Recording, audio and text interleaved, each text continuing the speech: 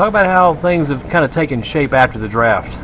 Well, it's pretty interesting. I mean, one of the biggest controversies was moving the SmackDown announcer Michael Cole, switching him with Jim Ross with Raw. Both of those guys have been mainstays for their respective television shows, and Jim Ross was very upset the night that it happened. They didn't tell him, and they embarrassed him, and people in the organization really enjoyed that. But now he's happy to be on SmackDown. He's figured out that they tape SmackDown on Tuesday nights. If he's taping on Tuesday nights and not Monday nights, it's going to make it easier for him to watch NFL football on Sundays when the season comes. It's going to make it easier for him to go to his Oklahoma games. Exactly, Oklahoma Sooners games, and do some things with his restaurant. So he seems to be pretty excited about that. And it also turns out that, Monday night you get an excited, jacked up Vince McMahon in your ear yelling at you the whole time, and Tuesday nights McMahon is not as excited. He peaks on Monday night as far as energy level, and he'll leave you alone and let you do your job, and so he's certainly enjoying that. Triple H over on SmackDown's an interesting thing as the champion, and Edge. What happens with Edge, Vicky Guerrero, and Triple H. I suspect that they did the breakup of Vicky Guerrero and Edge. I suspect we're going to have the classic wrestling, not so classic wrestling deal where it turns out they were in collusion together to figure out a way to get the title off of Triple H at the Great American Bash. But then there's CM Punk winning the world title, and how far they're going to push CM Punk and how important they're going to have him be. The first 2 weeks with Punk winning that title, ratings have stayed pretty steady. And I was going to ask you about how the ratings been, because McMahon had the deal going about the $1 million every week, and all of a sudden that just kind of disappeared. He's disappeared too. Well, they bottomed out at about 3.0, and that was what McMahon was looking for, as he called it, outside the box ideas, and that was one that he came up with. And $1 million of supposedly his own money every week, and that gets a little expensive, and it didn't give. How long did that last? 2 weeks, 3 weeks? It's like 3 weeks. And it's over now? And it's over now. And so they were looking to get out of it from the first week because it really didn't give a big bump to the ratings. Second week it did a little better, but this idea that if you've watched those shows, and if you're a longtime wrestling fan, the stars, the big stars change, and some of the classic runs of people, they don't last 5 and 6 and 7 and 8 years. And you've seen every Undertaker combination, you've seen every Triple H, you've seen every John Cena who they can work with, Randy Orton, Shawn Michaels, Batista, those same 6 or 7 guys on top, getting really stale. So McMahon was in the mood to change things up and try with CM Punk. But I think it's going to get a really good idea of how that works when CM Punk goes up against Batista.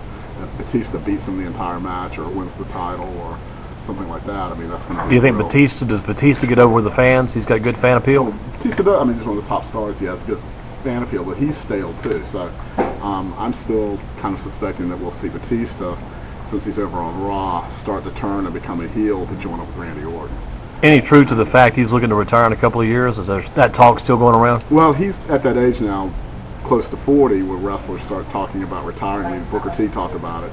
He would retire at 40, and you're making big money, you're getting a lot of, have fun on the road, you're a big star, and they know that when they leave that, it won't be the same. So guys talk about it, but then a lot of them don't walk away. You witness Ric Flair, who never talked about it, but I mean, Batista, I can see him. He's not a dumb guy, and he's also one more muscle tear injury away from being out. He's had a couple of bicep tears, and past the second one, usually you don't do too well. Do you think Rey Mysterio Jr. is now going to be able to accept his role on Raw?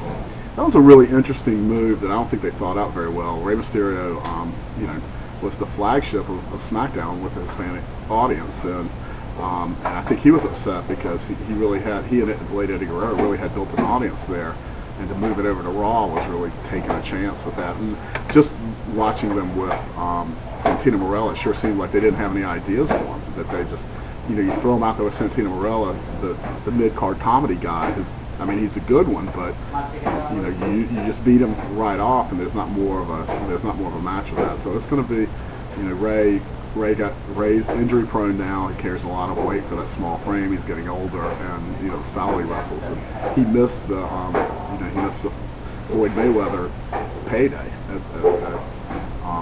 at WrestleMania, which I was going to yell at you about, because you're sitting there saying he goes home and he gets injured and they get paid. It's not like WCW; they get paid their minimum, and if you're in line for, you miss your WrestleMania payday, that's a lot of money. If you miss a WrestleMania main event payday, that's an awful lot of money and an awful lot of push on your, on your career. So it's going to be interesting to see what they do with him. Does the Hispanic audience follow over to Raw, or what happens what happens on the other side with SmackDown? SmackDown moving over to that My Network that's going to be interesting to see. What about back on Monday night? Because you read about it in the Torch. I thought it was one of the better pieces I've read lately, because it kind of eased into it and kind of grasped it myself back on Monday when Shawn Michaels, Chris Jericho were talking on TV Monday night, and Shawn talked about the fact with Chris Jericho, you've had all this success, you've achieved and accomplished and all these things, but you really have never received a real peace in life. When he did that, it kind of struck me. I said, that's interesting how he's putting that across on television. Right. And you wrote about it in the Torch and put it all together. It was really good. I mean, I've never said, to me it was something of a historic moment, because there's always been wrestlers who, particularly when they get to the end of their careers, have looked at evangelical televangelism or evangelism as a way to keep the con going, to make some money, to go out. As a wrestler, they're used to getting people to giving promos to get people to pay. Now it's getting promos to get people to put money into the collection plate, and the level of sincerity a lot of times isn't there. And people, they'll use religious imagery or Christian imagery, crosses, Hulk Hogan with his cross and around his neck and all that, to get themselves over. And Michael's pretty famous for being one of the wild children of wrestling ever, and then being born again and making a lot of claims, and people were skeptical of it because the wrestling business is a dirty business, and he's still doing pretty well in it. And he found a way to give, I thought, a subtle message that you don't find success through achievements. I mean, you don't find peace through achievements and success and worldly success, and there's only one way to find that. And it's a very Christian message, very subtle. And I wonder whether they even realized what he was doing. And the other thing was, you watch Jericho is so good at starting off as this confident guy who's getting more and more bitter because he can't get what Shawn Michaels has, and he's playing a really good, cowardly, unlikable heel. He's the era of the cool heels, and the era of the heels that a heel wrestler, a villainous wrestler, is a wrestler who's not good enough to win and has to cheat to win. I mean, that's the whole key to it. And he's and that's where who's good but not good enough to say beat Shawn Michaels.